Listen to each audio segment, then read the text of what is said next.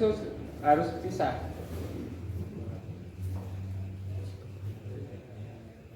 Oke, terima kasih. Salam dagang halal dan halal. Mungkin ada pertanyaan yang bisa kami jawab. Sebelum kita tutup, bisa tanya jawab, monggo. Bapak dan Ibu yang kami hormati, yang dirahmati Allah Subhanahu wa taala, demikian pemaparan dari cara penyembelihan hewan kurban yang syar'i, cepat, handal dan halal. Sudah disampaikan secara jelas lugas oleh Mas Asyad Yudhya.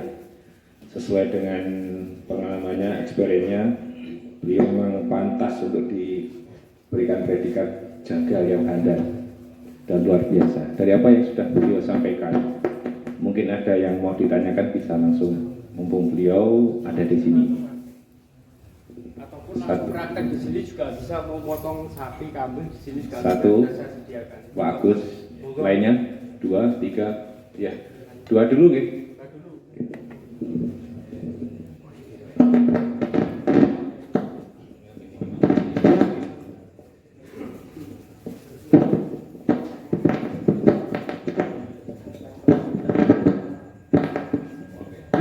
Cek, bismillah. Dari yang kita sudah amati tadi, kelihatannya belum disampaikan tentang waktu jeda antara setelah menyembelih dan boleh dikuliti. Karena saya pernah, harus baku hati, baku tangan, kan enggak, bersikeras. Jadi setelah dikuliti sembelih itu, ada tim jagal itu langsung mau menguliti. Lah saya pokoknya ini berarti itu yang ada dikatakan kita makan bangkai itu tak, monggo yang itu tolong disampaikan. Untuk Untuk kambing sama sapi beda Pak. Kambing paling ya sekitar 2 menit. Tapi kalau sapi sekitar 10 menit, 5 sampai 10 menit matinya. Jadi kita nunggu aja. Ciri-ciri hewan yang sudah mati itu biasanya matanya tidak bergerak, yang kedua ekornya berhenti. Jadi itu nanti kita bisa lihat ini mati apa belum, itu nanti lihat matanya sama lihat ekornya, hanya di situ. Untuk waktu jedanya untuk kambing 2 menit, untuk sapi 5 sampai 10 menit. Iya. Kalau 10 menit ternyata masih ada gerakan? Masih ada gerakan berarti kurang sempurna. Ada saluran pembuluh darah yang belum terputus, seperti itu. Jadi sembelihan itu sahnya cuma 2 itu tadi, tapi sebisa mungkin untuk mempercepat kematian hewan itu arteri harus putus, saluran pembuluh darah. Jadi bagian nadi kalau terlalu bawah itu nadinya belum kena mungkin. Tapi kalau saluran darah sudah kena, tapi nadinya belum kena, itu bisa agak lama jedanya. Sebisa mungkin kesempurnaan, jadi tidak usah terlalu cepat motongnya. Itu saluran kedua saluran pembuluh darah ataupun arteri sudah terputus dua-duanya, itu sudah aman. Kita tinggal nunggu matinya sekitar 5 menit sampai 10 menit. Itu. Untuk yang lain. Assalamualaikum warahmatullahi wabarakatuh. Ada 3 hal yang kami tanyakan. Yang satu dua untuk keterangan tadi, yang terakhir untuk panitia. Yang pertama adalah hewan menghadap kiblat. Ini pengalaman kami. Kalau kita yang menyembelih 1, 2, 3, 4 mungkin tidak masalah. Tetapi ketika kita menyembelih jumlahnya puluhan atau mungkin ratusan, ini juga jadi masalah. Atau mungkin hewannya, sapinya cukup besar.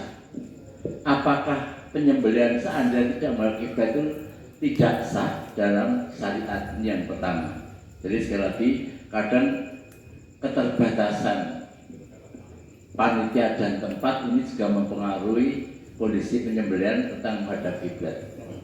Yang kedua, ini adalah kalau sudah sapi sudah jatuh itu mudah. Saya mohon untuk diperagakan bagaimana cara menjatuhkan sapi itu dengan aman. Karena pengalaman banyak terjadi, sapi ketika ditarik pedot dadungnya itu sapi akhirnya bedah itu banyak. Jadi bagaimana cara menarik sehingga sapi itu dengan halus bisa jatuh tetapi talinya tidak putus. Ini yang pertanyaan yang kedua, sehingga ketika jatuh itu anak majelis sekali kalau sudah jatuh cukup mudah, tapi untuk menjatuhkan yang perlu kita perdalam lagi. Yang terakhir ini mungkin masukan untuk panitia, ini saya cukup salut sekali ada keterangan penyembelihan, tetapi seharusnya ada tindak lanjut, yaitu tentang kesehatan sapi. Kebetulan tadi malam saya ikut pengajian di PDM Surakarta, dijelaskan panjang lebar tentang penyakit sapi yang sekarang sudah melanda 20 provinsi. Padahal sapi-sapi yang terindikasi PKM berat, maaf, ini ternyata kepala, kaki, dan jeroan tidak boleh dikonsumsi. Juga penyakit sapi yaitu penyakit hati termasuk di dalamnya. Jadi sekali lagi untuk panitia mohon ini ada tindak lanjut bagaimana kita menyembelih sapi yang sehat sehingga memenuhi persyaratan. Paling tidak kita harus menggandeng dari Departemen Peternak. Jadi dinas peternakan atau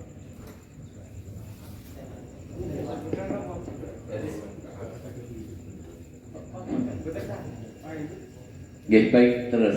Jadi sekali lagi untuk penyembelihan sapi biar kita aman karena sekarang baru terjadi penyakit kuku dan kulit wabah ini, walaupun tidak menular pada manusia, tetapi ini perlu kita waspadai binatang kita itu sehat tidak ketika disembelih. Paling tidak kita bisa kerjasama dengan dokter hewan atau sekali lagi dinas peternakan sehingga sapi-sapi nanti yang kita sembelih betul-betul sapi yang memenuhi persyaratan untuk korban. Terima kasih. Assalamualaikum warahmatullahi wabarakatuh. Langsung saya jawab ya Pak untuk pertanyaannya. Untuk yang pertama tadi untuk masalah arah kiblat untuk proses pemotongan. Jadi yang dimaksud arah kiblat itu sunnah Pak, sunnahnya menghadap kiblat. Apabila terlalu banyak sembelihan itu nggak usah menghadap kiblat, tidak apa-apa. Intinya sembelihan itu apa? Memutus 3 saluran. Intinya di situ. Baik menghadap kiblat atau tidak menghadap kiblat itu tidak masalah Pak.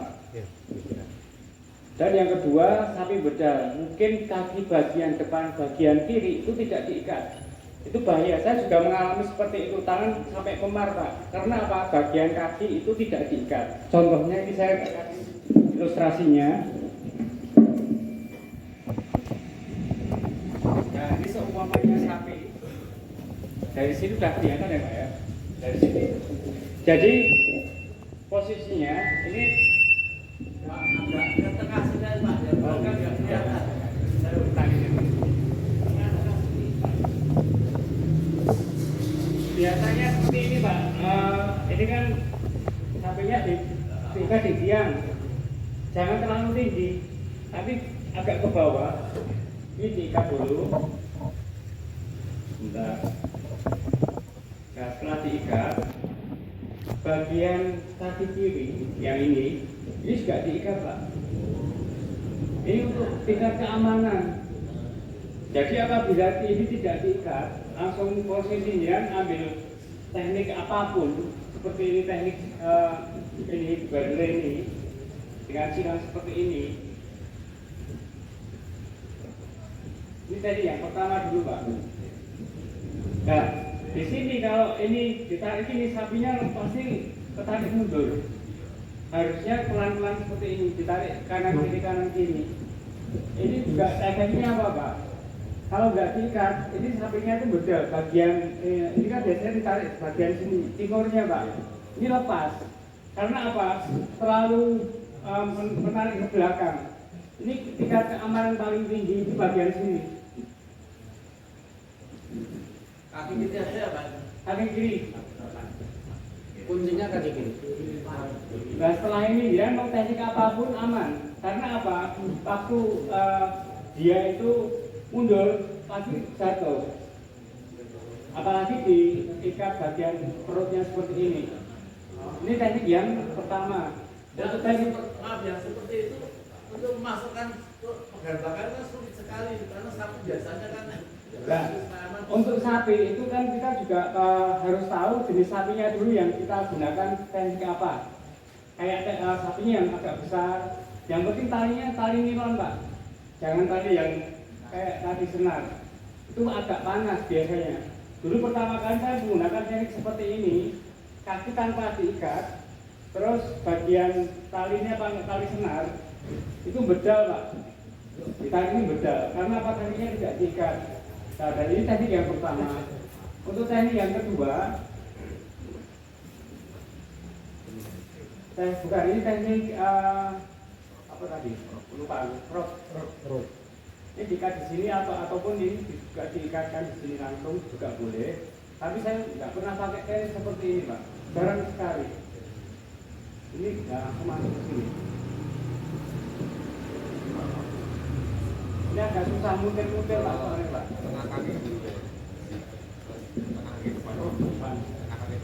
Ada yang model masuk sini, ada juga yang dari sapi sini langsung. Beda-beda. Ini agak ribet kalau saya sendiri. Ini juga bisa seperti ini. Modelnya ini. Ini pakai sini, tarik sini, putar-putar lagi.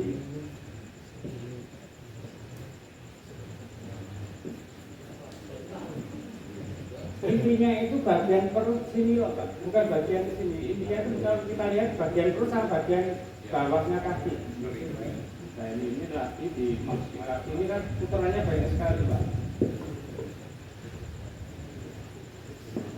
Jadi ini memang sengaja tidak saya pakai. Ada yang dari samping, ada yang dari bawah. Ini terlalu ribet. Apalagi talinya seperti ini Pak. Jadi harus ini talinya yang kurang bagus. Jadi seperti ini. Enggak dilihat ke atas. Apanya? Lewat samping atau lewat belakang, tapi terus terang saya nggak berani dengan teknik seperti ini. Terlalu bulat-bulat putarannya. Nah, dari teknik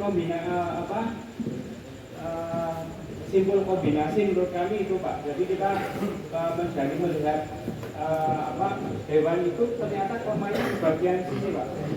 Perputaran perut sini belakang sama paha jangan terlalu mundur. Harusnya di depan paha sini Pak. Nah ini Yang termudah mana yang pengalaman? saya pakai ini Pak. Ini sapi yang 20-an juta seperti ini Pak. Ini langsung masuk ke sini. Jadi dari bawah dulu. Tadi dari leher ini ditali bagian sini. Ini saya ulangi lagi. Ini sudah di leher, ini dimasukkan. Ini diikatnya sini Pak.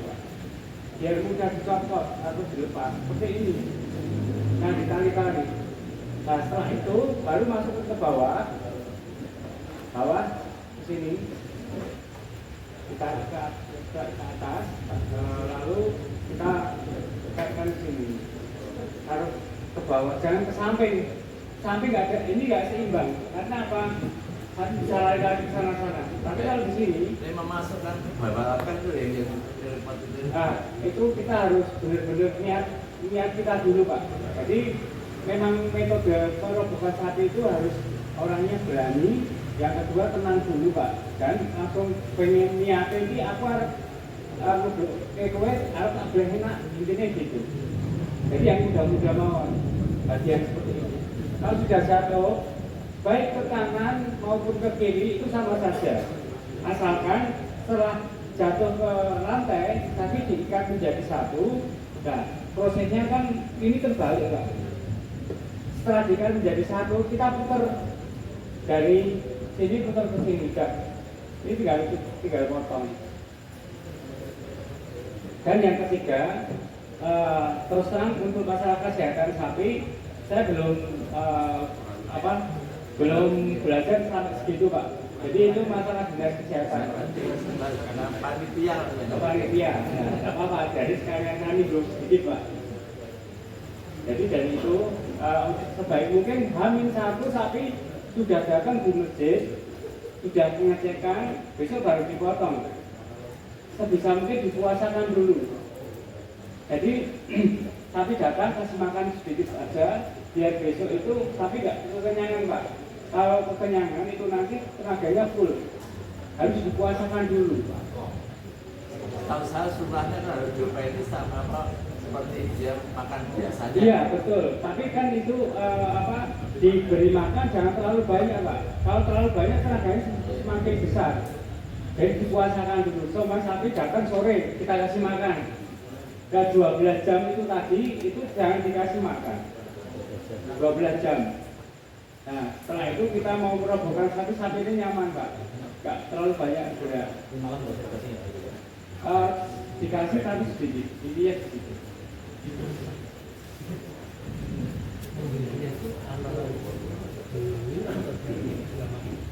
Untuk pemotongan, untuk pemotongan sapi itu kita lihat jakunnya. Ada kan beberapa jakun dipegang, bawahnya jakun, jangan pas pangkal jakun. Itu nanti kalau pas pangkal jakun kita suaranya kena akan bunyi keras sekali. Harusnya kita raba dulu bagian jakun di mana, bawahnya yang dipotong bawahnya. Untuk mengetahui jakunnya itu di mana, lihat bagian telinga. Telinganya diraba sampai keturun, nah itu ada jakunnya di situ, agak ke bawah sedikit. Minimal berapa jari, Mas?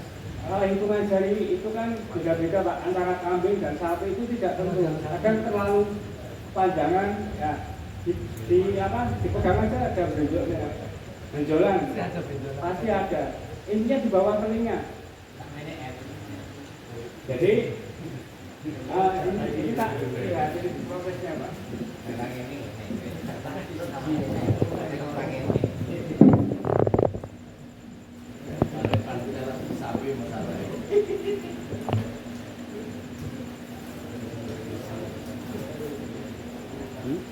Ada garisnya nanti, Pak. Pokoknya selain ini ada bludurnya sedikit, Pak. Jadi kalau kita bisa meregangkan baik posisi menyampai ataupun kedua kaki menyebut tangan itu tidak ada proses peregangannya.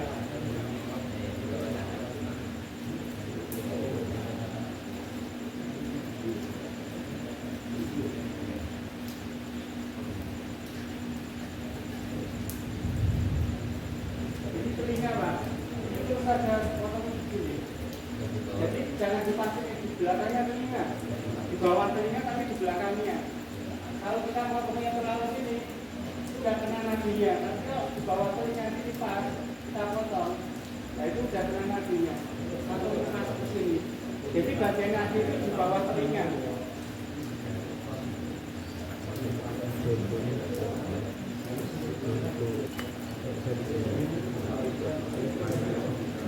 Nah ini juga, Pak. Jadi kita mau lihat seperti ini. Ini telinga. Ini bagian masuk ke belakang telinganya. Jadi jangan sampai ke sini, Pak, ke telinganya, kena rahang. Jadi terlalu tinggi untuk proses pemotongan jadi kena sini. Tapi kalau pemotongannya pas, itu di bawah di belakang telinga. Jadi kita bisa lihat untuk proses pemotongan ini ada.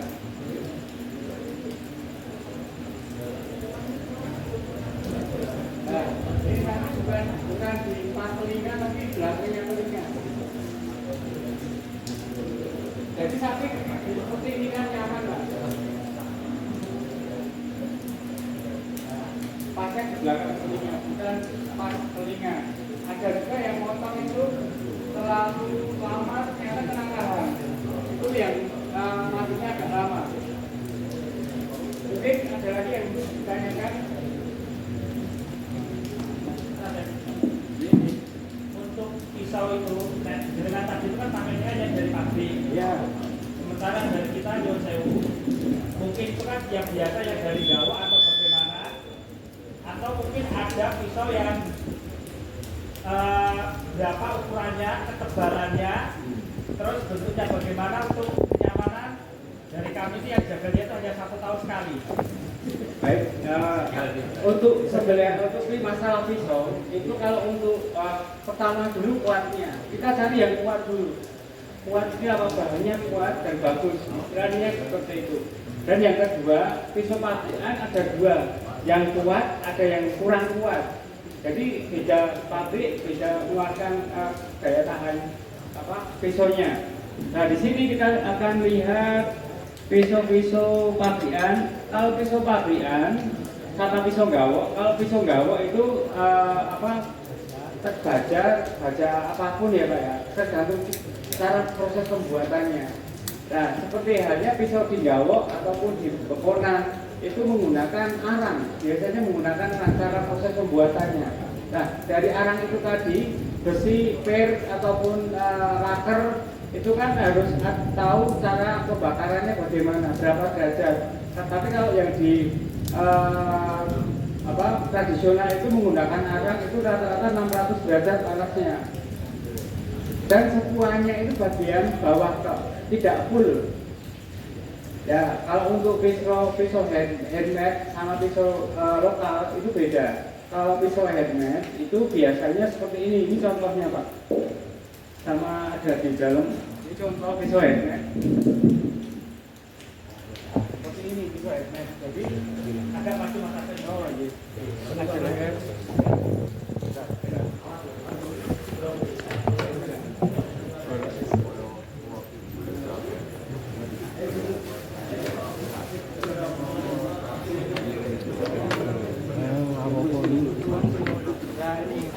Ada pisau handmade seperti ini Pak. Semuanya full. Ini juga kemarin sudah dipakai. Ini juga ada pisau handmade. Ini pisau handmade tergantung kita mau kenyamanan. Jadi untuk pisau sembelihan itu pertama kuat, kedua tajam dulu, yang ketiga itu kenyamanan. Jadi kan pakai yang nyaman yang bagaimana? Itu sudah.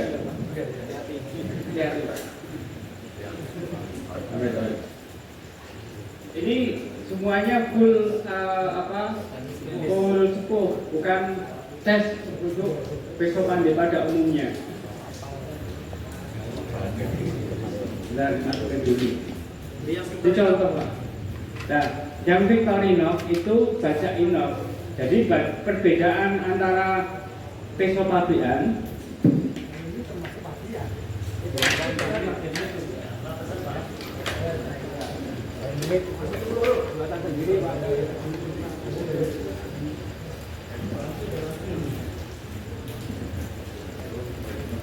jadi ini ada beberapa merek. Ini Turki, ini Fiji, ini Victorinox, dan ini Tramontina.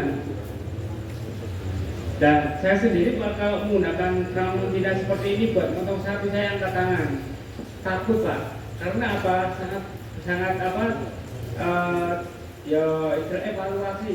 Nek misalnya HP, HP, kayak itu. Seperti halnya Victorinox. Setelah pakai ini, semua pisau saya coba.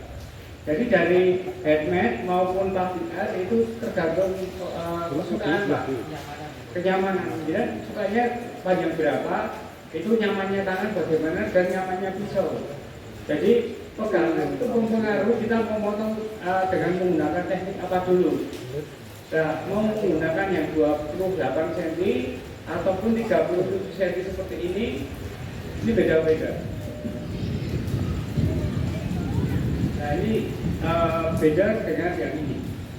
Jadi dari tergantung senengan, mau panjang mau pendek, asalkan intinya itu memutus 3 saluran dari itu. Dia mau menggunakan pisau apapun. Ini 37 cm. Ini berapa dan di mana? Pak, ini punya teman-teman semua itu Pak. Ini di mana? Ini contohnya aja Pak. Ini ada. Oh ya, ini mahal Pak. Ini mahal.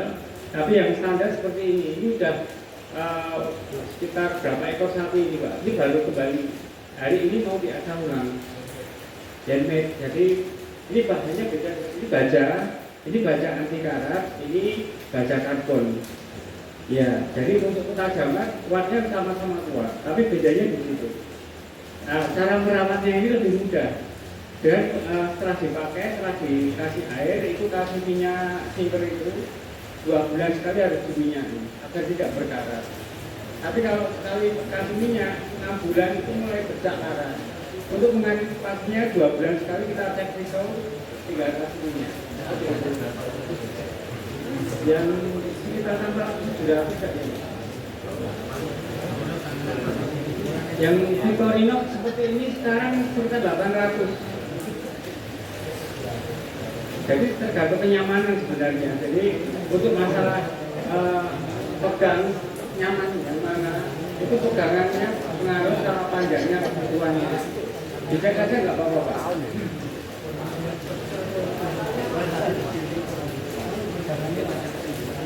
Aku menyesuaikan jadi kamu kesukaan. Aku senangnya ini full tank. Aku senangnya ini sih kan ini mencoba apa? Aku coba Pak. Yang enak mana? Kan tarifnya kecil Pak. Mungkin siapa lagi yang mau nanya? Ini sekalian oke ya. Assalamualaikum warahmatullahi wabarakatuh. Perkenalkan saya Regi dari Saripan. Simpon kenal ke Sambul. Saya mohon maaf Mas Asep. Kita di sini pertanyaan saya momennya pas mungkin, di mana kita baru bahas pisau. Nah, pisau entah itu mau yang Victorinox, entah itu yang Tramontina, entah itu yang merek apapun. Cuman yang jadi pertanyaan saya di sini adalah kita bisa menggunakan pisau apapun, merek apapun.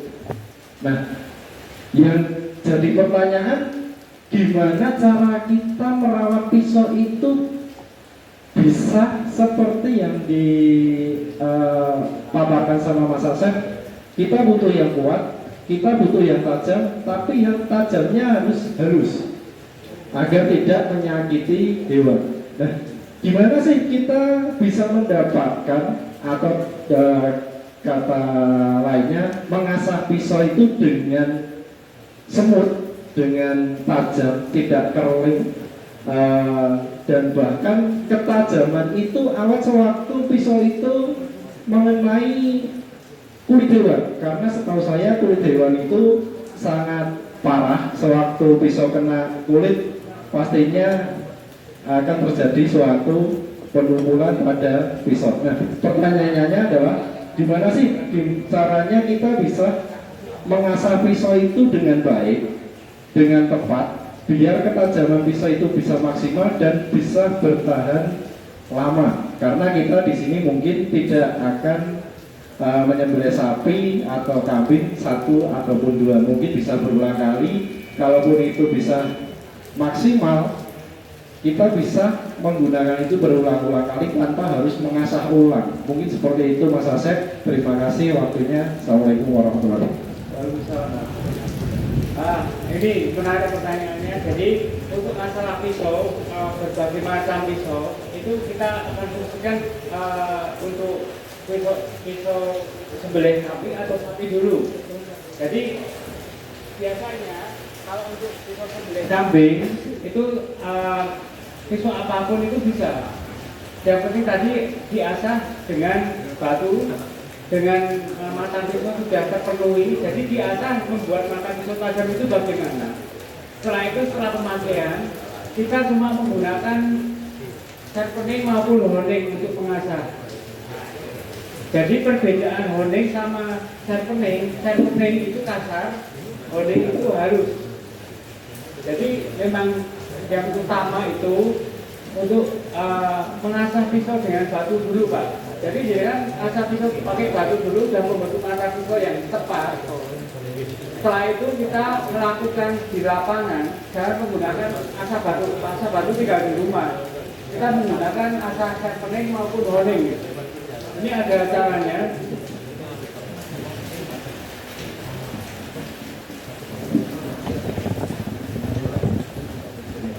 Jadi ini namanya sharpening. Sharpening itu untuk mengasah waktu untuk kerja, Pak. Jadi bukan ini untuk menajamkan.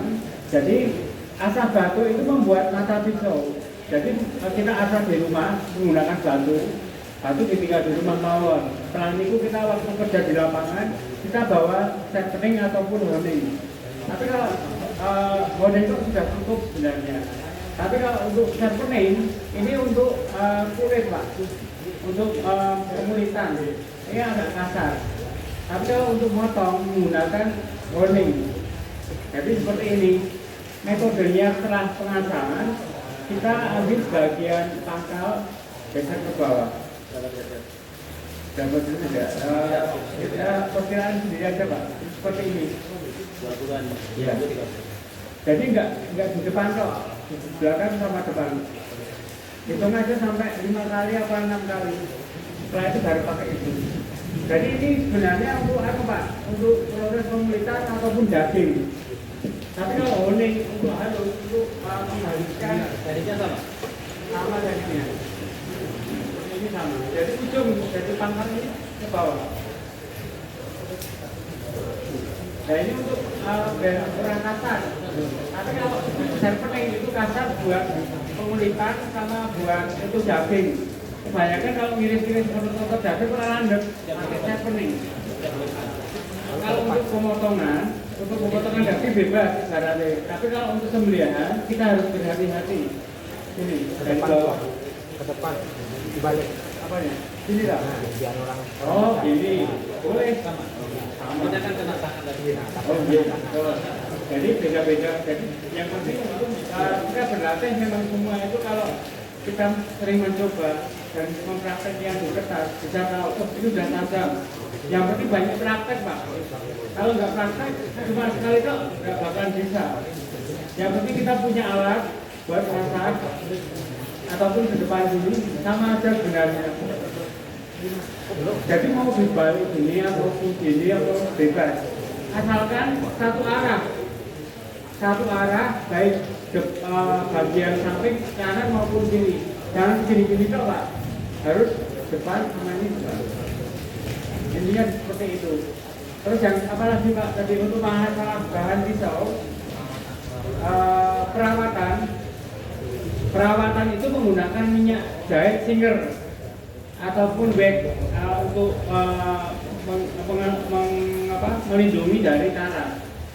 Jadi bisa kalau lebih murah itu menggunakan minyak singer yang untuk jahit itu mesin jahit 2 bulan sekali harus kontrol Pak.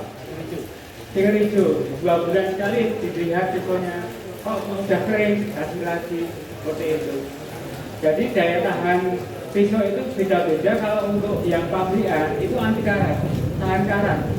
Tapi kalau pisau pandai, pisau ester ada yang tahan karat, ada yang berkarat, begitu. Untuk masalah ini Pak, pisau yang kuat dan tidaknya kita nanti bisa lihat tergantung kenyamanannya. Kok ketebalan, kok rapi nak? Ya harus yang agak tipis. Ketibel nggak enak loh, tadi yang agak tipis seperti itu. Beda dengan yang tadi, yang panjang tadi beda itu Pak. Ini. Jadi antara pisau karbon sama baja stainless beda, harganya juga beda.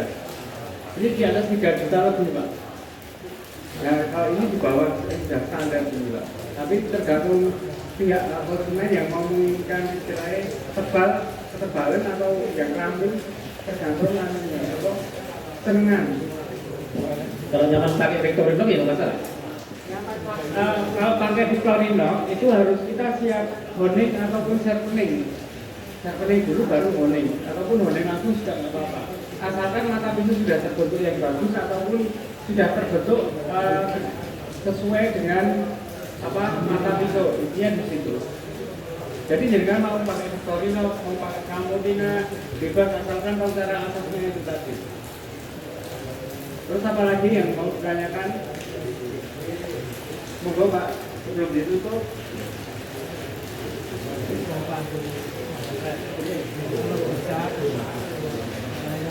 Hadir ini, kalau bisa yang hadir ini dikasih bukunya, biar untuk kalau kita lupa juga kita itu. Terima kasih. Sementara dari dulu saya sudah mau buat buku-buku itu Pak. Jadi buat lagi istilahnya merangkum, tidak jadi lagi merangkum lagi lagi, jadi malah saking repotnya saya pakai YouTube. Nah, yang mau menginginkan bagaimana caranya moto silakan. Nanti saya peragakan untuk moto monggo. Nanti bisa saya evaluasi motonya bagaimana. Semoga yang ditanyakan tadi. Saya lihat di YouTube-nya Mas Asep itu kan ada pemotongan pakai asap AB itu. Ya, betul. Itu kalau kami penjelasan itu kalau makanya kalau kambing itu pakai tisu apa aja nggak masalah. Pokoknya adalah tindakan gitu kan. Jadi pertanyaan yang bagus. Jadi saya sendiri kan mengimajinasi bagaimana kita memotong kambing itu biar cepat. Itu bagaimana terus pisau apa saja yang bisa buat. Nah, jadi saya menyembelih pisau pakai cutter itu memang cepat Pak. Jadi sebelum itu kita analisa dulu, kita mencoba dulu dengan menggunakan pisau kecil. Sekecil di bawahnya cutter. Setelah itu baru naik ke cutter. Jadi nggak langsung motong kambing dengan cutter. Jadi nggak harus itu kondisi darurat aja sama Pak buat konten Pak. Nggak setiap hari pakai cutter. Intinya di situ. Jadi ingin mencoba memotong kambing dengan cutter bisa. Dia ada di YouTube kami. Jadi itu cuma buat konten aja Pak. Ternyata dengan cutter pun juga bisa karena apa? Tajam dan kuat. Kuatnya itu seberapa? Ya terbatas. Jadi kita motong kambing dengan cutter itu bisa sampai 5 ekor. Satu mata. Jadi cutternya itu bukan cutter yang murah itu Pak. Yang 3.000 jangan kan berani itu Pak. Jadi kita ngecek dulu merek cutternya dulu, isinya apa. Nah SDI itu ada atasnya tapi masih ada namanya lupa Pak. Satu banget. Saya nggak bawa ini Pak. Biasanya saya bawa saya sampaikan gitu. Sekarang sudah nggak keluar. Kalau pakai SDI sudah standar sebenarnya. Nah, SDI itu ada yang ada tiga cutter itu yang jumbo juga ada, cutter jumbo yang besar. Tapi yang ya sekitar 130-an lebih Pak. Tapi yang standar itu 15.000 hingga 20.000. Nah itu isi ulang. Tapi yang isi ulang yang cutter besar itu mahal. Memang agak tebal, nggak bisa dipotong sekali Pak. Monggo yang mau belajar motong di sini ada. Gak apa-apa Pak, pakai pisau apapun. Jangan mau motong kambing ataupun sapi monggo. Monggo saya sediakan.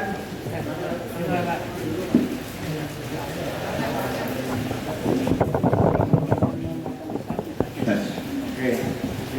Mau tanya lagi dulu Pak. Oke. Terima kasih. Assalamualaikum warahmatullahi wabarakatuh. Pada pertanyaan, kalau tidak salah tangkap terkait dengan cara pemotongan sapi dengan menghadap kiblat kemudian berbentuk L, berarti kaki sapi maupun perut sapi itu menghadap ke utara, kemudian baru kepala sapi kita tarik, kita dangake, ngoten nggih Pak? Iya, betul. Ngoten nggih. Wow, dangake wow, baru kita sembelih. Ya. Kemudian tempat menyembelih lehernya, saya pernah mendapat pengertian itu dari itu?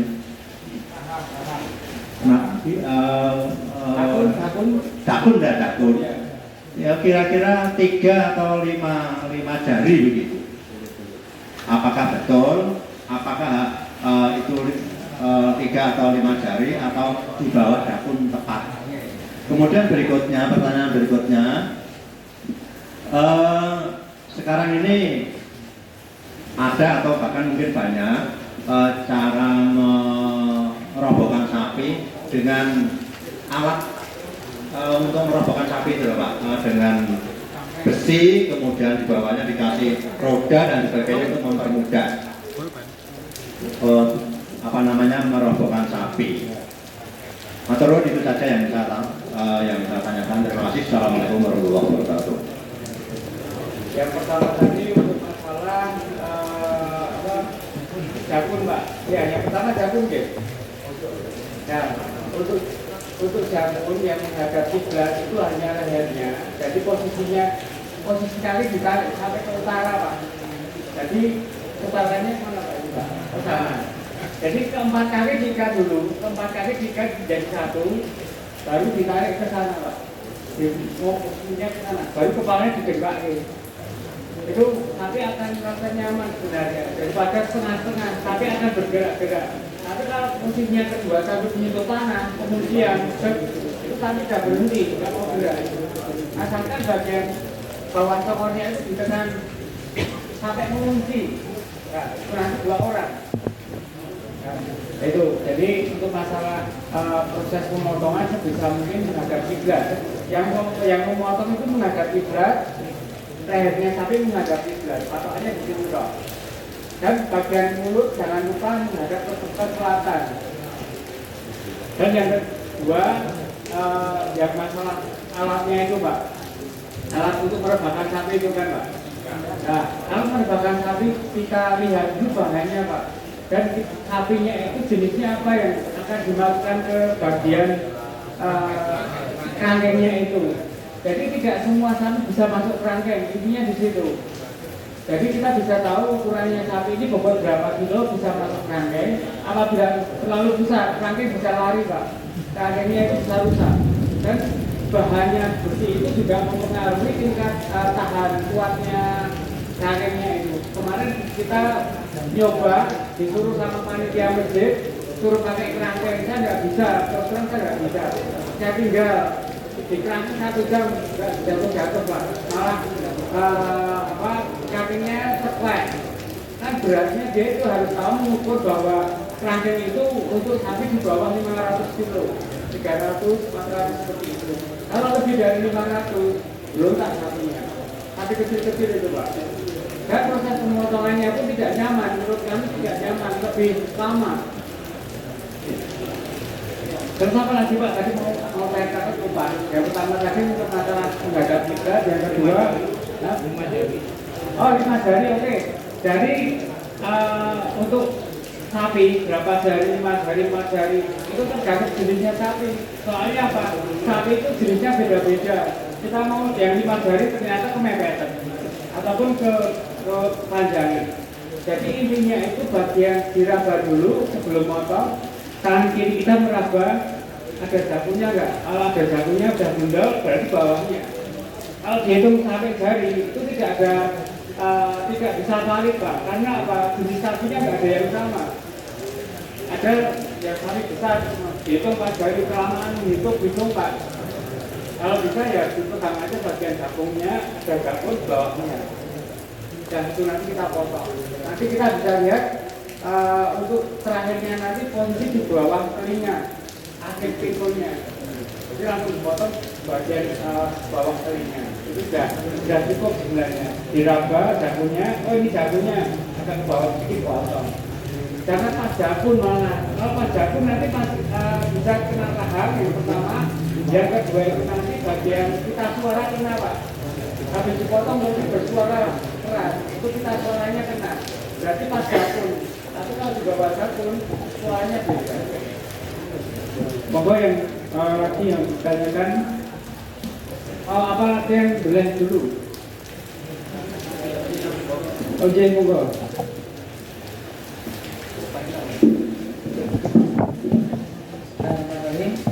Yang mau saya tanyakan yang pertama tentang gelambirnya. Gelambir sapi itu nariknya yang betul seperti apa? Kanan ke kiri atau gimana? Kemudian yang kedua bisa dicontohkan nggak untuk membentuk mata pisau yang tajam, terutama untuk yang sendiri dengan batu asap. Assalamualaikum warahmatullahi wabarakatuh. Yang pertama masalah gelambir ditarik. Jadi mau posisi apa dulu Pak? Jadi kalau dengan mau motong sapi dengan gelambir ditarik di atas ataupun ke tarik di belakang, itu metode yang digunakan teknik apa dulu? Kalau teknik dorong dari gergaji itu tarik belakang tidak apa-apa, lebih nyaman lagi. Jadi bagian pemegang gelambir tarik mundur Pak, ataupun kenyamanan sebenarnya. Jadi nyamannya tarik ke atas atau tarik ke depan. Kalau paling nyaman tarik ke belakang, karena apa? Gelambirnya sudah hilang, sudah selempit gitu Pak. Jangan digulung malah. Ditarik, nanti kita bisa lihat bagian tekungan. tekungan bagian leher itu bagian tekungan yang mana itu yang disembelih. Jadi itu nanti bisa kita praktekkan dilihat dari bagian jenisnya sapi. Setiap sapi beda-beda. Ada yang sapi yang bergelambir, ada yang tidak bergelambir, itu memang jenisnya. Dan yang kedua, untuk masalah mata pisau itu memang kita harus belajar cara mengasah dulu Pak, pakai batu. Batu nanti ada bibitnya. Setelah kita mulai pakai amplas juga bisa, pakai batu, pakai amplas. Kalau pakai amplas itu bibitnya 400 dulu, baru ke atas. Jadi kalau kita cuma langsung pakai pisau, mengasah ladeng pakai batu, itu nanti kita bisa merasakan, oh kalau pakai batu itu seperti ini, pakai amplas seperti ini. Jadi memang cara mengasah itu tidak mudah, tapi kalau kita mau belajar itu nanti bisa. Atau bilang main ke tempat itu saya belajar mengasah bareng juga nggak apa-apa. Terus pakai asap batu, amplas juga boleh. Nah nanti jangan harus punya ini kuning ataupun pakai honing. Jadi untuk memperhalus lagi tekanan juga pakai honing. Yang pakai itu bahan spidol.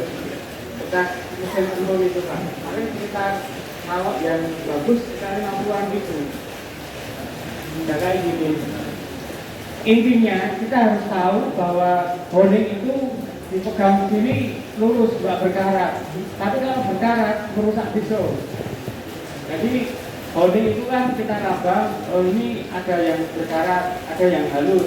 Kita pilih yang halus, jangan berkarat. Kalau berkarat kena pisau rusak lagi. Jadi merawat honing itu kita bisa dengan untuk plastik atau yang lain sebagainya. Yang penting jangan terlalu banyak kena air, kenapa lagi. Jadi intinya di situ, merawat pisau maupun merawat honing itu yang utama di situ. Apalagi merawat pisau Pak. Merawat pisau itu memang kalau kita istilahnya kita merawat pisau pakai yang bahan stainless yang kuat. Tapi kalau kita bisa merawat pisau apapun, dengan menguasai pisau apapun mudah dengan cara menggunakan minyak finger tadi. Itu yang begitu. Monggo yang mau nambah lagi, yang mau nanya lagi. Kalau latihannya boleh, monggo. Ini ada debok. Ini diperkirakan, seandainya leher sapi, ini di situ. Mau nyoba silahkan. Nanti saya bagaimana caranya teknik dorong, teknik narik. Ini ada pisau yang mau buat tutorial ini, monggo. Mau nyoba Pak, nyoba Pak. Mau tanya Pak. Mau Untuk gaya dorong itu sebaiknya tangan dua apa tangan satu? Oke. Jadi untuk teknik dorong, ini ada pertanyaan yang bagus. Untuk teknik dorong itu sebaiknya menggunakan tangan satu karena apa?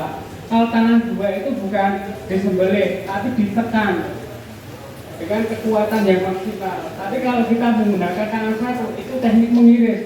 Jadi posisinya itu bagian gelambir itu diiris. Kalau tangan dua itu ditekan.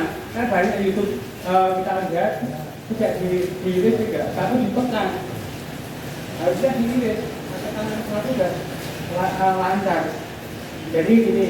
Jadi kalau di YouTube itu kita lihat untuk masalah tekan kedua tangan.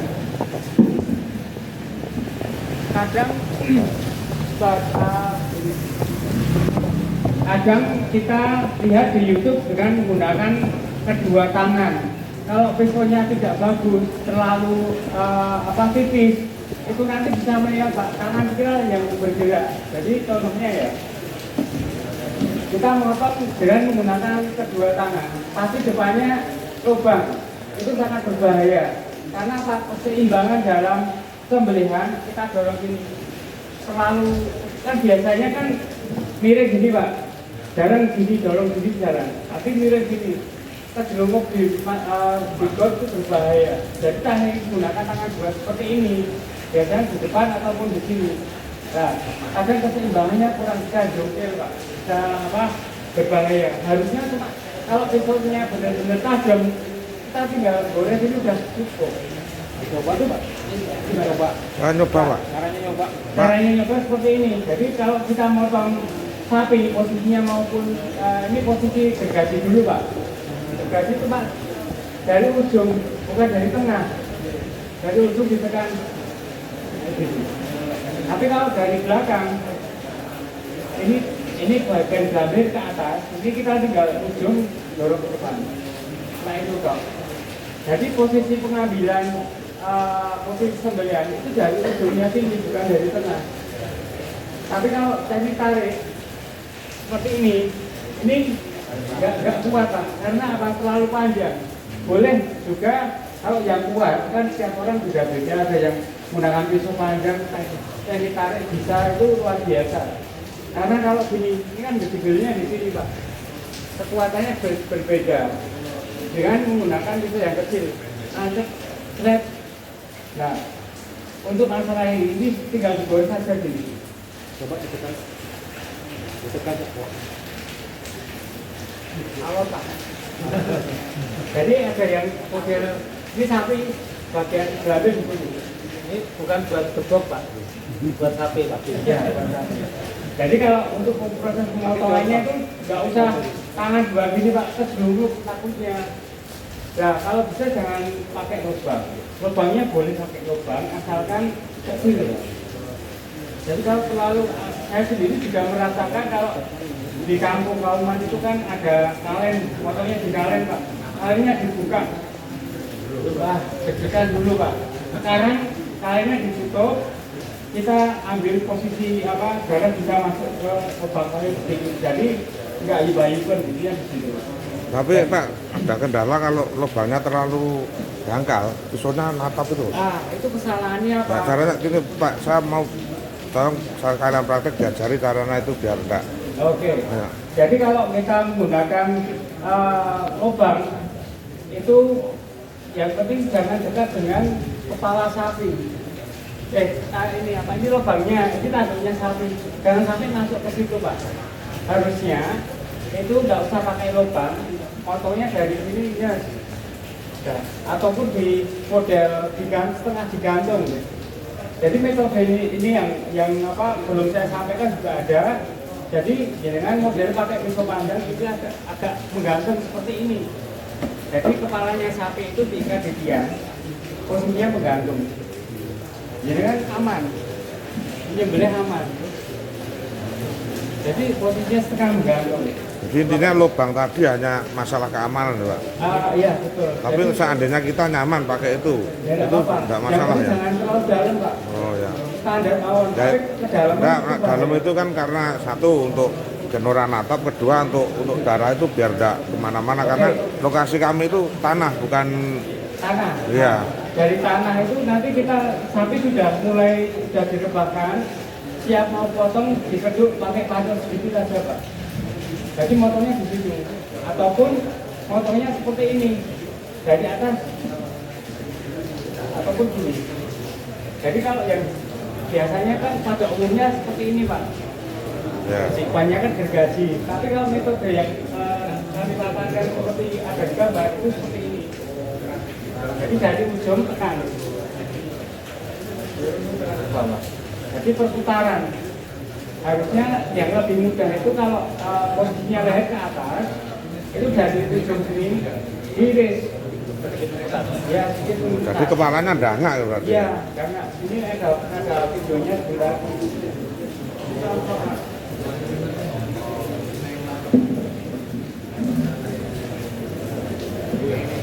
Nah ini Pak. Oke. Nah ini posisinya ini tanah juga Pak, lubangnya agak jauh. Ini pisau 25 cm. Dari belakang dorong ke depan. Kena tanah, Pak. Enggak kena tanah. Monggo ditanyakan lagi. Gue sih mau berapa ngerti. Saya mau tanya Monggo Bu. Bismillahirrahmanirrahim. Untuk masalah syar'i memotong paling cepat. Nah itu hukum untuk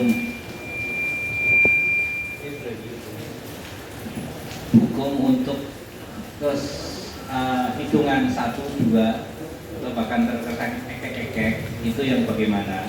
dihitung 1 kali itu saat peso sekali nempel, mungkin bisa 10 kali ya kan, itu baru dihitung 1. Atau sekali nempel itu 1, itu dihitung 1. Nah itu bagaimana ini biar mumpung ini banyak pedagang yang di sini. Jadi untuk sembelihan ini kalau kita kaji dengan fikih itu intinya sembelihan itu apa? Memutus 3 saluran itu kok mau jenengan mau satu kali sudah selesai, berulang kali baru selesai. Intinya itu menyempurnakan sembelihan agar supaya hewan itu matinya cepat. Jadi jenengan mau potong sekali, kalau bisa sekali, kalau nggak bisa berulang kali nggak apa-apa, nggak masalah. Cuma kadang itu orang itu melihat wah konsumen kadang itu loh Pak. Jadi mungkin faktor peregangannya kurang maksimal. Karena apa? Kalau peregangannya kurang maksimal, ototnya kendor. Jadi harus naik turun mengikuti gelambirnya tadi. Tapi kalau memaksimal, kulitnya gelambir sudah kencang, tinggal dorong kok sudah kena semua. Ininya di situ. Nah enggak, kalau yang teknik gergaji itu tidak boleh mengangkat. Gini, oke, pertanyaan nggak bagus. Jadi ada juga yang istilahnya itu memotong satu tempat. Jadi begini, ya pesonya biasanya kecil Pak. Yang kami tahu. Jadi ini teknik sembelihan tarik Pak. Itu 1, 2, 3 ada juga seperti itu. Itu cuma yang membedakan itu habis dipotong dilihat dulu baru dimasukkan nggak boleh. Intinya satu gerakan. Yang ini nggak apa-apa 1, 2. Alangkah baiknya kalau untuk pemula itu menggunakan besi yang panjang. Sekali ini dilihat dulu sudah mancur apa belum. Ya, kalau sudah mengucur itu sudah muncul keduanya kita lepas. Jangan diangkat dulu. Jadi kalau intinya kalau sudah hafal, orang pun bisa lihat, tidak bisa lihat sudah putus, ada juga seperti itu. Jadi kalau kita untuk belajar menganalisa bagaimana sembelihan cepat, itu kita berawal dari kesempurnaan dulu, bukan masalah cepatnya. Jadi kadang orang itu niatnya sudah beda apa, tapi cepat itu salah. Sembelihan itu apa? Untuk mencari kesempurnaannya. Saat ini itu bagaimana? Yang diturunkan seperti ini 1, 2, 3, 4 sampai itu. Yang tidak diperbolehkan mengangkat pisau itu habis buat motong ada laras, kembalikan lagi, ada jedanya. Jadi yang tidak boleh itu di jeda, ada jedanya. Tapi kalau nggak ada jedanya boleh 1, 2, 3. Mungkin faktor dia belum bisa untuk mencari kesempurnaan sembelihan. Ini yang sih. Moga yang bisa lagi itu salah pengetahuan saya seperti itu. Monggo, ada pertanyaan lagi?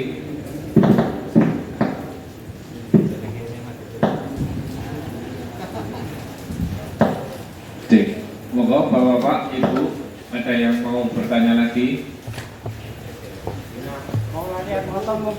Mudah-mudahan apa yang didapatkan pada malam hari ini belum menjadi sebuah kepuasan buat bapak-bapak semuanya ya. Jadi artinya kita nanti kembali ke masjid kita masing-masing. Yang kita hadapi itu orang banyak. Kadang kita sudah mendapatkan ilmu dari Mas Asep. Ini sudah insya Allah sesuai syar'i. Penyembelihan halal, handal, cepat ya. Dimana nanti kalau kita kembali ke masjid, di sana banyak orang. Akhirnya, ngene wae lah. Sing penting ambruk. Nah, padahal kan tadi disampaikan tidak boleh. Kemudian cara teknik penyembelihannya juga sudah disampaikan Mas Asep. Kadang kita ketemu di masjid kita itu, sing penting pegel. Gitu loh. Ada orang-orang yang seperti itu, kita repot. Makanya kalau beda guru tuh biasanya begitu. Jadi baiknya saya sampaikan tadi mudah-mudahan pada kesempatan malam hari ini tidak puas, belum puas, bukan tidak puas, belum puas. Artinya suatu saat bisa menghadirkan Asep di masing-masing masjid panjenengan. Jadi sumbernya satu, nanti semuanya mendapatkan informasi yang sama. Ya, maksudnya. Jadi kalau untuk sapi biasanya itu banyak banget orang yang khususnya enggak harus bisa dituju satu komando yang bisa ngerti bagaimana nanti urutannya seperti apa dicoba dulu, jangan dengar yang lain sebagainya. Ini di situ. Jadi cara merebahkan sapi itu bagaimana, terus bagaimana cara waktu mau disembelih itu seperti itu Pak. Kalau jenengan sudah bisa sembelih cepat, jenengan tinggal duting udah selesai.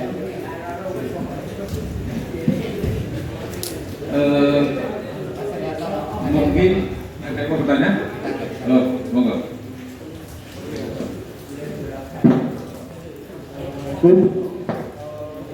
Mau dipraktekkan sistem tarik, ya, itu yang membuat Oh iya. Jadi untuk teknik tarik ada dua. Yang pertama itu posisi tanduk menyentuh tanah atau kedua tanduk menyentuh tanah. Itu ada dua. Seperti halnya seperti ini Pak. Teknik dorong bisa, teknik tarik juga bisa. Bentar.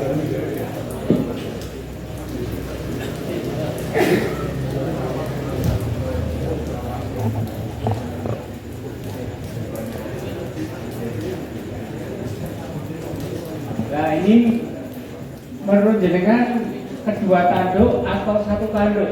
Satu. Nah ini. Satu tanduk. Ini kedua tanduk Pak. Oh itu salah. Jadi kedua tanduk ini ditekan. Ini yang buat gajah Pak. Tambahin lagi.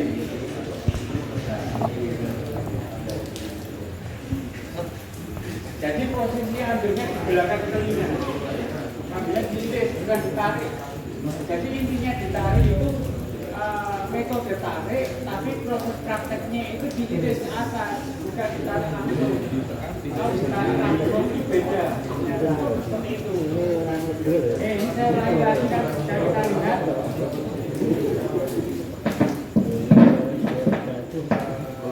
Jadi itu sepertinya pisaunya ditekan, kemudian terus diiris, kemudian langsung ditarik. Jadi ketika itu semuanya jadi satu itu. Nah, menekan, mengiris, menarik. Kalau ini satu tadi.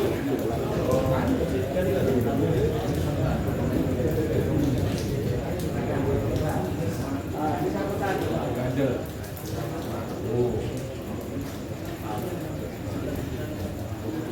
Satu tanduk menyentuh lantai, kedua kalau lebih aman lagi posisinya horizontal, horizontal.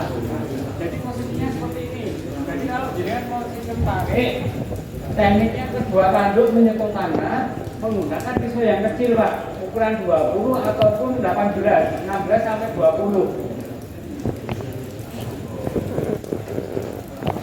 Jadi posisinya pisau itu jangan seperti ini untuk teknik tarik. Seperti ini, beda ujungnya. Kalau kita mau teknik tarik, ini menggunakan ini. Saya itu cuma niru Pak, niru gaya Turki. Gaya Turki kan modelnya bisa seperti ini, melengkung ke atas, bukan apa. Kalau saya sendiri seperti itu. Boleh mau teknik menggunakan pisau apapun yang kalau yang sering saya lakukan itu modelnya kedua tanduk menyentuh tanah itu horizontal dulu gini, baru vertikal diiris muter. Nah ini kan pangkal dulu Pak yang diambil, diiris muter gini, itu udah bisa udah kena. Bukan ditarik gini kok, nggak bisa Pak, itu nanti terhambat. Tapi kalau ambilnya posisinya nggak jangan gini Pak, ini nggak kena semua. Tapi horizontal baru ditarik putar. Diiris, kalau ditarik ternyata saya sendiri mencoba untuk melihat goresannya itu ternyata goresan yang kita gunakan. Kalau terlalu panjang itu berdibel Pak, sama nandes di bagian bawah. Jadi saya suka sembelihan sapi itu tanpa lubang. Nah, sembelihan sapi tanpa lubang di lahan lantai itu sebisa mungkin lantainya harus bersih terus Pak. Harus ada air selang yang diguyur. Itu habis motong bersihkan, buat motong lagi bersihkan. Biar aromanya itu darah-darah biar cepat hilang. Jadi sebelum sembelihan lantai diguyur air dulu. Jangan sampai sapi udah dipotong di situ lantainya masih kering. Itu sangat sulit untuk dibersihkan. Beda dengan diguyur air dulu, nanti suasananya sapi juga nyaman Pak. Jadi kalau kita mau motong sapi, ada guyuran air di bagian lantai adem, sapinya nyaman. Beda dengan kondisi lantainya udah panas, tapi agak gelisah. Sebelum sembelihan guyur air dulu, baik kambing maupun sapi. Habis motong guyur lagi, habis motong guyur lagi. Moga kalau mau nyoba dan ditarik moga Pak, kalau mau dipraktekkan besok bisa. Tahu menggunakan kalau tangan dua itu bukan tangan horizontal baru vertikal. Berarti kan ini telingannya sini ya, sini sana sini ya. Ya boleh. Karena kan kalau tanduknya di bawah sini berarti kan telinga ini.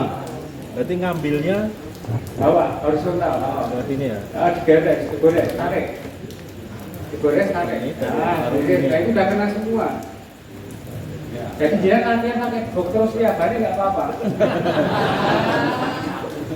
Anu Pak, pokoknya di paruh dari loro. Jadi dia nanti bisa dekat urutannya itu gimana?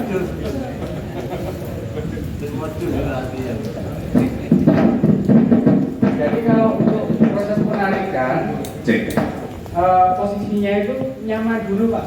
Kita mau motong lihat dulu posisinya sudah nyaman belum. Kalau belum nyaman jangan tergesa langsung ditarik. Kita lihat dulu posisi nyaman, sudah pelan-pelan. Kita takbir Bismillahirrahmanirrahim baru narik. Jangan waktu Bismillahirrahmanirrahim jangan tergesa-gesa. Jadi kita sudah siap di sini, kita takbir aja Bismillahirrahmanirrahim baru kita mendekati sapi Bismillahirrahmanirrahim dan tarik. Intinya di situ. Ada kebanyakan ada yang lupa, pengen dan boleh, siap langsung boleh tanpa doa. Yang penting yang pegang pisau itu jarak sekitar 1 meter itu sudah siapkan, kita takbir ke sana basmalah sudah cukup. Jadi ini saat ini udah mulai dikit, udah mulai baca Bismillahirrahmanirrahim walillahilhamd, sudah mendekati doa lagi Bismillahirrahmanirrahim. Lihat, pelan, tarik, goreng. Diiris sudah kena semua. Yang penting jangan tergesa-gesa berdek, ditarik, nggak bisa-bisa, macet nanti Pak. Harus sistemnya diiris. Itu nanti bukanya beda. Tapi kalau dia nyoba pakai yang 20 cm, jadi yang dia harus tahu.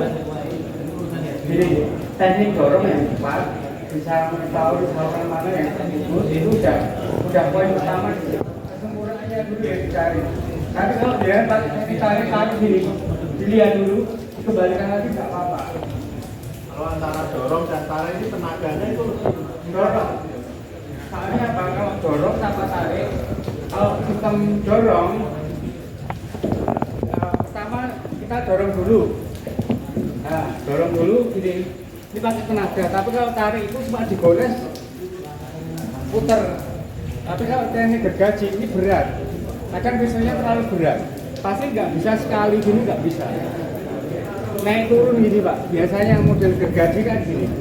Tapi kalau sistem dorong, pisaunya panjang, pangkal ujung dorong ke depan, tinggal muter. Ini udah terkena semua, ini didorong dulu, baru bawah, tidak langsung didorong langsung, enggak, dorong dulu baru masuk ke bawah.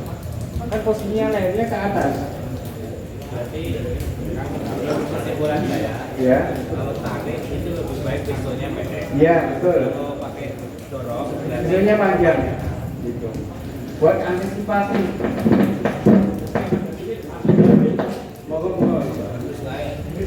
Kalau teknik gergaji memang saya kesulitan. Biasanya sekali dorong ini ragu, Pak.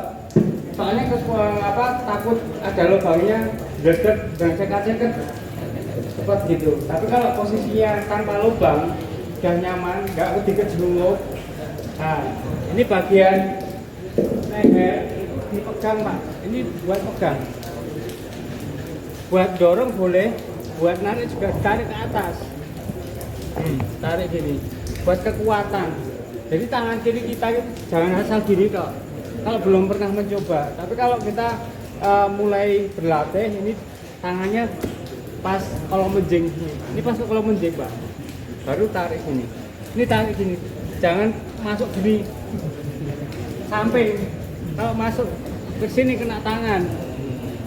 Jadi proses pemotongannya itu ditarik agak miring gini, Pak. Biar nggak kena tangan. Tapi kalau langsung gini, gadok sini, Pak. Tapi kalau pakai golok saya nggak bisa. Belum pernah pakai.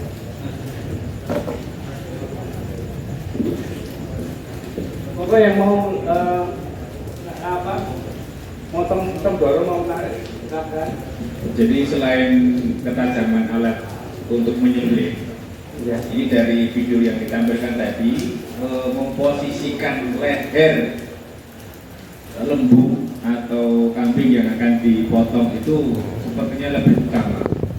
Jadi kalau memang sudah siap, benar-benar siap dalam posisi yang mau disembelih, termasuk tadi atau ditarik dama, itu kan artinya otot-ototnya, saluran pernapasan, rongga tenggorokan itu semua ketarik menegang. Ya. Jadi begitu kena alat potong itu bisa seperti terbelah. Ya, itu pasti karena kalau udah ada tegangan. Iya, jadi sudah menegang, begitu kena mata pisau dia langsung terbelah. Ya. Jadi kayaknya yang paling utama juga selain alat juga tadi mengkondisikan si leher hewan yang kita mau potong itu benar-benar sudah bersiap. Betul. Jadi udah terkunci istilahnya begitu, Pak. Walaupun didudukkan pada satu sumu ataupun dua sumu. Iya. Iya. Jadi dibidinya begitu. Jadi kalau mau motong itu juga kebanyakan kan nunggu sama panitia kurban membacakan, Pak. Itu terlalu lama. Yang penting sapi sudah dipegang, silakan dibaca. Sapi sudah jatuh, sohibul kurban dibaca. Kebanyakan waktu mau dipotong sohibul kurban itu ya panitia baca. Sapinya sudah siap disembelih, berotak lagi, Pak.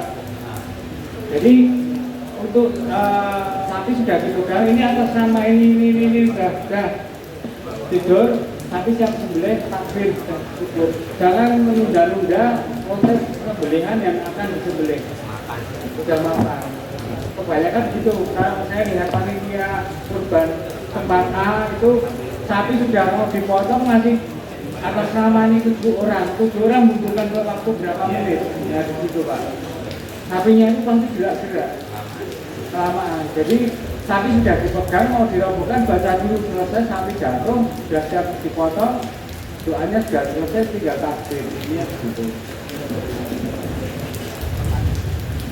Oh ya, tanya lagi. Monggo, ada pertanyaan? Cukup? Cukup, Dek? Ya, gimana Pak? Tali temali. Mas Kasep? Ada yang mau tanya pramuka ini? Oh iya. Oh ini memang seperti ini, Pak. Ya memang seperti ini. Ya. Jadi dari leher taruh belakang, miring ke kanan, putar ke atas, baru dibagi lagi. Ya, seperti ini. Satu tali apa 2 tali? Satu tali.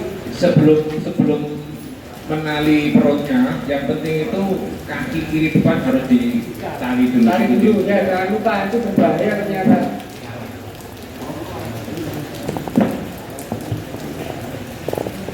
Bapak dan Ibu yang kami hormati yang dirahmati Allah Subhanahu wa Ta'ala, demikian acara kita pembekalan untuk teknik penyembelihan hewan kurban secara sahih sudah disampaikan secara detail oleh Mas Asep Yudiam SDD. Karena apa yang sudah sampaikan bisa menambah manfaat buat kita semuanya, buat Mas Asep bisa menjadi ilmu yang jariah ya. Amin. Untuk mungkin yang menghendaki video atau mungkin materi pada kesempatan malam hari ini, mungkin bisa langsung mengcopy Mas Asep.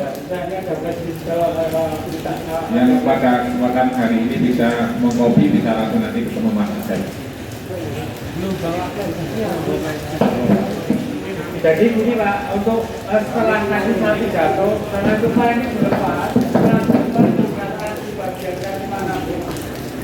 Mas Asep, kalau ada yang menghendaki beli pisaunya, panjenengan apa bisa melayani? Ada, tergantung permintaannya apa gitu. Oh iya.